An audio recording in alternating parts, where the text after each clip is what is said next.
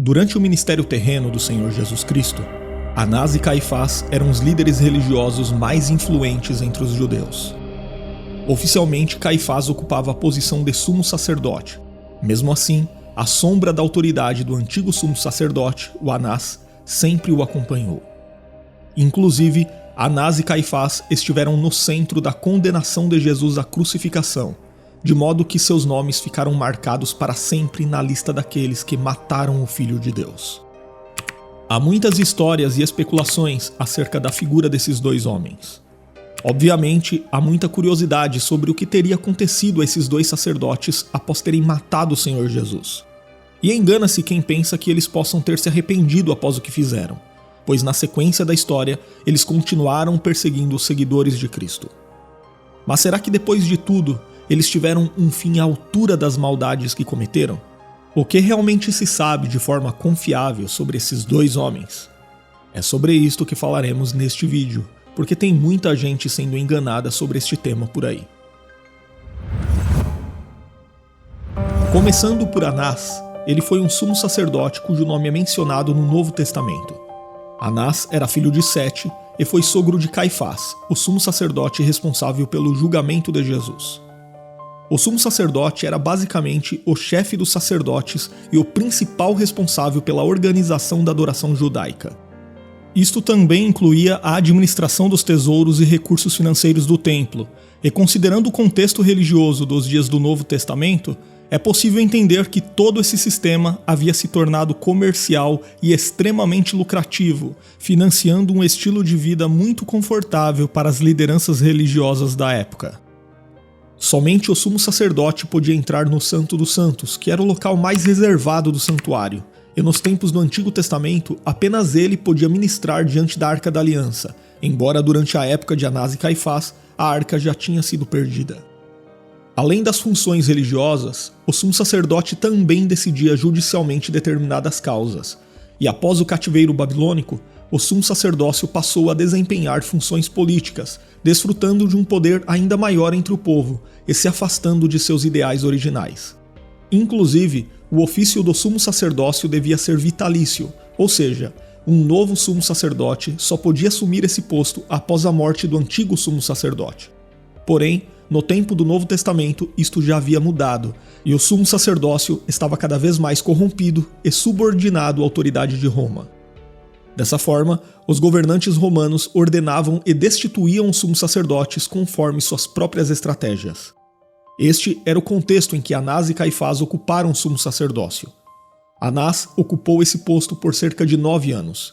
Ele foi nomeado em aproximadamente 6 d.C. por Quirino e foi deposto em 15 d.C. por Valérios Gratos. Porém, durante e após esse período, Anás foi uma figura extremamente influente na Judéia. Ele é mencionado na Bíblia 4 vezes. A primeira delas acontece em um tipo de informação cronológica apresentada por Lucas ao introduzir a narrativa sobre o início do ministério do profeta João Batista. Essa referência a ele é bastante interessante. Isto porque Lucas diz que no ano 15 do Império de Tibério César, quando Pôncio Pilatos já governava a Judéia, Anás e Caifás eram sumos sacerdotes. Nessa época, Herodes Antipas era o tetrarca da Galileia e Filipe o tetrarca da Itureia. Ambos eram filhos do rei Herodes o Grande, aquele mesmo que tentou matar Jesus logo após o seu nascimento. Porém, essa história registrada por Lucas aconteceu em algum momento após o ano 26 d.C., quando Pilatos assumiu a liderança da Judéia.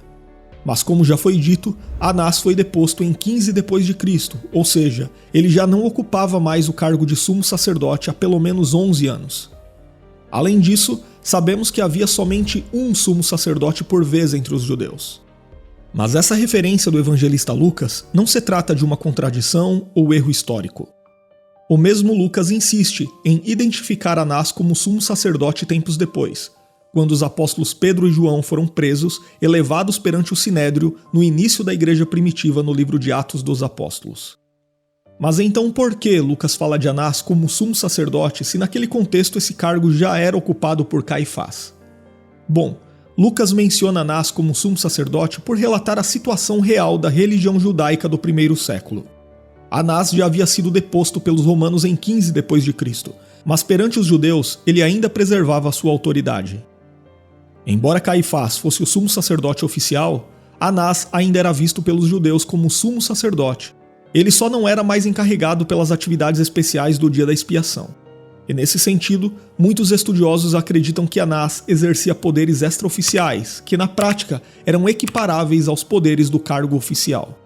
Inclusive, a influência de Anás foi tão grande que ele parece ter sido o único a conseguir com que 5 de seus filhos, bem como seu genro e um de seus netos, tenham ocupado o sumo sacerdócio. E um desses filhos de Anás, que também serviu como sumo sacerdote, foi quem ordenou o apedrejamento e morte de Tiago, irmão do Senhor Jesus. Nós sabemos que quando Jesus foi preso, ele foi levado diante de Anás. O influente Anás conduziu um tipo de audiência preliminar antes do julgamento oficial presidido por Caifás. Esse episódio mostra o poder e o prestígio que Anás ainda desfrutava naquele tempo. Por isso, muitos estudiosos acreditam que na vida prática da religião judaica daqueles dias, talvez sua autoridade superasse a do próprio Caifás, o sumo sacerdote oficial. Seja como for, depois de interrogar Jesus, Anás o enviou amarrado a Caifás para que fosse interrogado oficialmente no Sinédrio, que era um tipo de Suprema Corte judaica. O Sinédrio então acabou por condenar Jesus sob uma falsa acusação, culminando em sua crucificação. Já o genro de Anás foi justamente José Caifás, e parece que ambos estiveram fortemente associados. De acordo com o escritor e historiador judeu Flávio Joséfo, Caifás foi nomeado ao sumo sacerdócio pelo procurador romano Valérios Gratus em 18 d.C. e foi deposto pelo procurador Vitélios em 36 d.C. Portanto, ele exerceu esse ofício durante cerca de 18 anos, o que indica que ele deve ter sido bastante adaptável e conciliador com os romanos. Caifás foi o sumo sacerdote oficial não apenas durante a crucificação de Jesus, mas também quando ocorreram as primeiras perseguições contra os cristãos registradas no começo do livro de Atos dos Apóstolos. Como já foi dito, Caifás é citado na Bíblia junto de seu sogro Anás. E conforme explicamos, a permanência do sogro de Caifás no sumo sacerdócio não era oficial, mas era real. Enquanto Caifás ocupava a posição de sumo sacerdote, seu sogro continuava a exercer autoridade equivalente à dele, talvez até maior. Em outras palavras, alguns acreditam que Caifás era o sumo sacerdote oficialmente, mas Anás o dirigia nos bastidores. Nas passagens bíblicas em que é mencionado, é possível ver quem foi Caifás realmente. Caifás era uma pessoa perversa e manipuladora. Ele não media esforços para obter o que queria. Ele não se importava em faltar com a justiça e derramar sangue inocente, desde que seus interesses estivessem protegidos.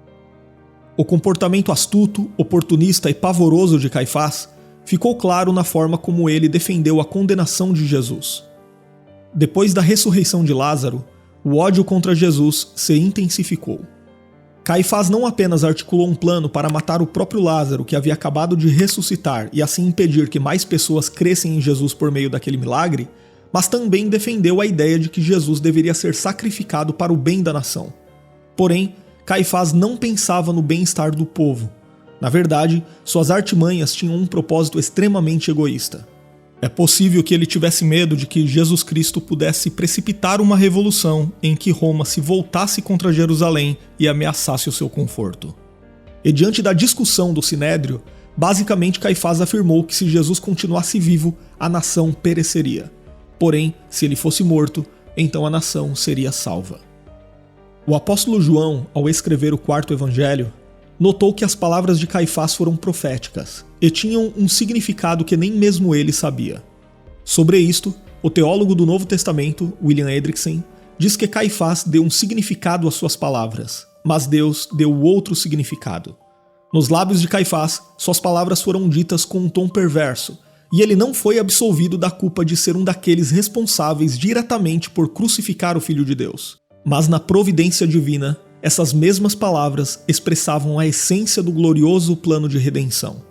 A sugestão de sacrificar Jesus para salvar a nação apontava para o plano divino de salvação por intermédio da morte de Cristo.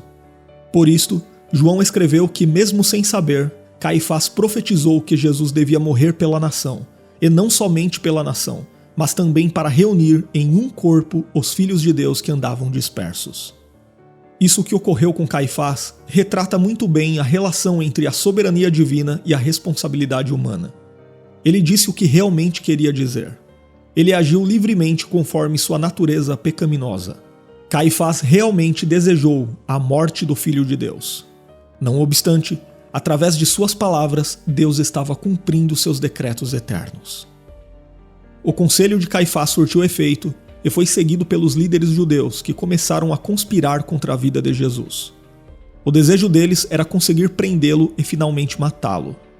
De certa forma, eles temiam a reação popular diante de uma eventual prisão de Jesus, mas nesse aspecto, Judas Iscariotes se encaixou como uma luva quando propôs traí-lo secretamente. Então Jesus foi preso e, depois de ter comparecido preliminarmente diante de Anás, ele foi levado até Caifás. Caifás presidia o Sinédrio que naquela ocasião buscou qualquer motivo para acusar Jesus. O Sinédrio, na verdade, baseou seu julgamento em falsos testemunhos armados com a finalidade de levar Cristo à morte. Jesus se recusou a responder às falsas acusações dos líderes judeus.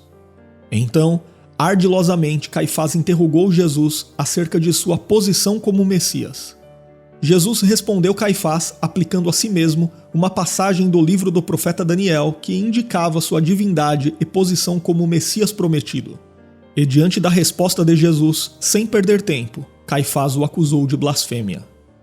Toda a hipocrisia de Caifás foi revelada quando no final do julgamento ele rasgou suas vestes como se estivesse profundamente triste, quando na verdade estava muito satisfeito por ter conseguido a base para a condenação de Jesus.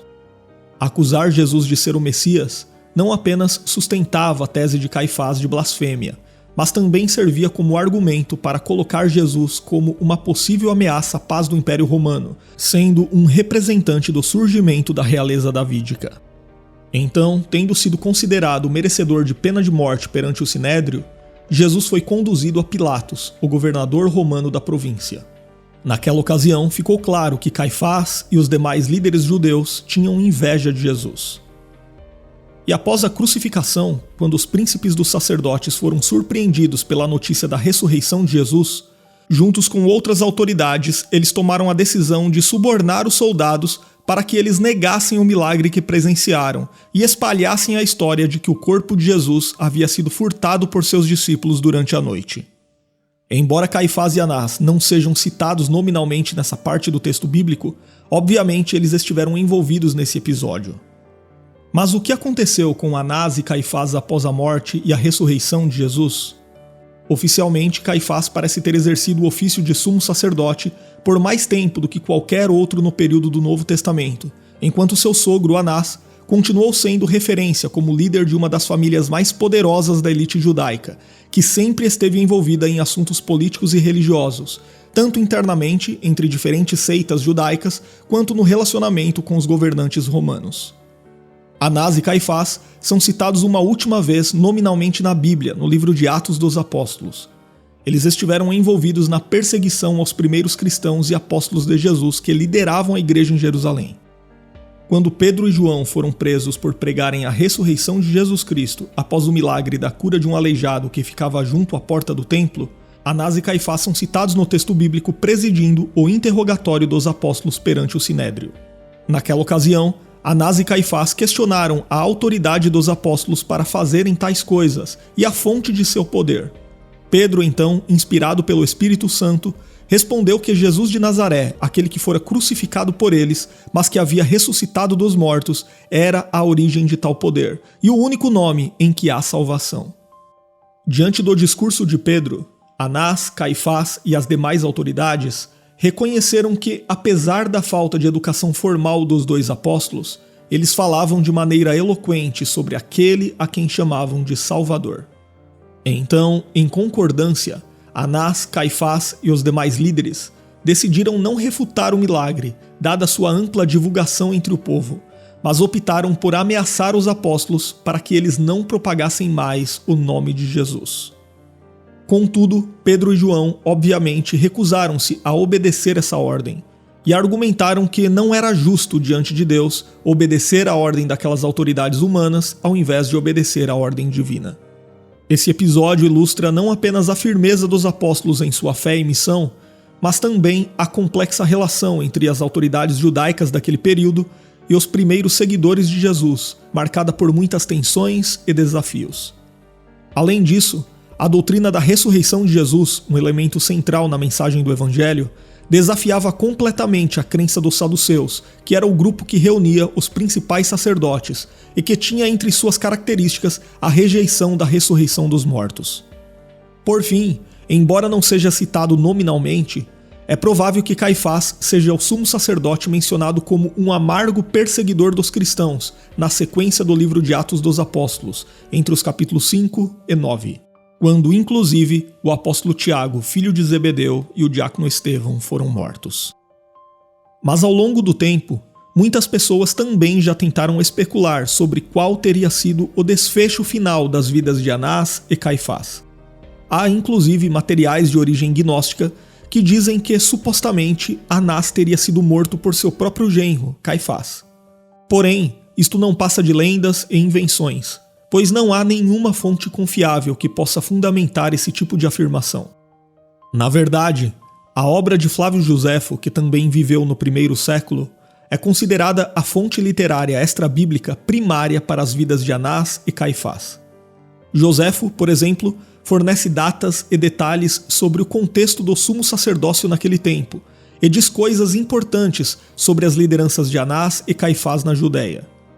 No entanto, mesmo Joséfo não traz nenhuma informação sobre como foram as mortes de Anás e Caifás. Isto é interessante porque na internet há vários vídeos falando sobre um suposto final trágico desses dois homens perversos, mas esses vídeos não se baseiam em nenhuma fonte confiável e geralmente são feitos por pessoas que não sabem do que estão falando e que apenas criam roteiros fantasiosos em busca de visualizações para seus vídeos. Em alguns desses vídeos, por exemplo, seus autores confundem claramente o sumo sacerdote Anás com um de seus descendentes, que também ocupou o sumo sacerdócio, identificado na história como Anás, filho de Anás. De acordo com Joséfo, esse Anás, após ter sido deposto do sumo sacerdócio, se tornou um dos chefes do governo provisório da Judéia, na grande revolta que eclodiu em 66 d.C., e acabou sendo morto de forma violenta durante o cerco do templo em Jerusalém.